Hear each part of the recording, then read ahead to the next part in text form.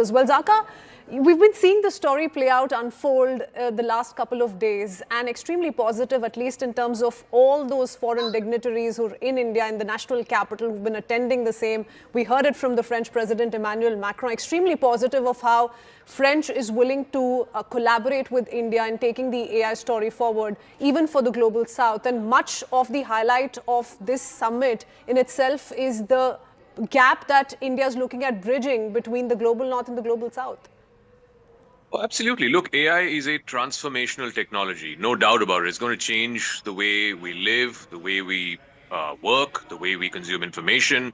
And right now, let's be clear about it. There are only two AI models out there in the world. There is the American model, led, of course, by the big tech companies, OpenAI, Meta, Google. You heard Sundar Pichai at the summit speak just some time back, talking about massive investments in India. So you have the American capitalist model of AI.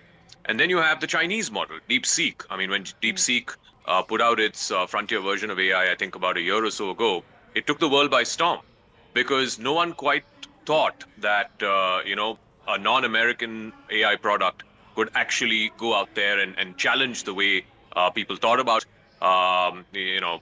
one of the big unicorns in the AI space, launch its own LLM, India's very first LLM.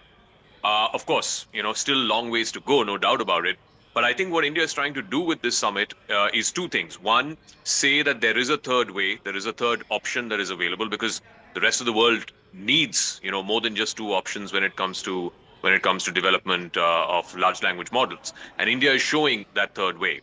The second is that, look, ultimately, if this is going to be a transformational technology, much like we saw in the previous, let's say, generation, even though it's just a few years ago, with Aadhaar and UPI and JAM, digital payments interface, the India stack.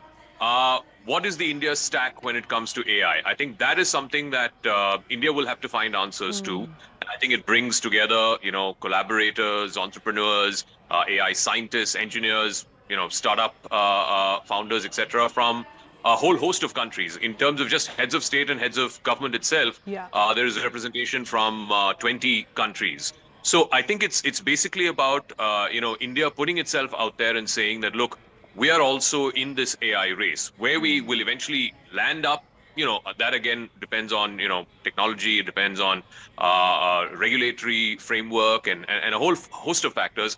But at least India wants to be seen as, yes, we are a major player in this race. As the Prime Minister said in his interview with ANI a couple of days ago, by 2047, he sees three AI superpowers: America, China, and India. And I think this would be the starting point of that.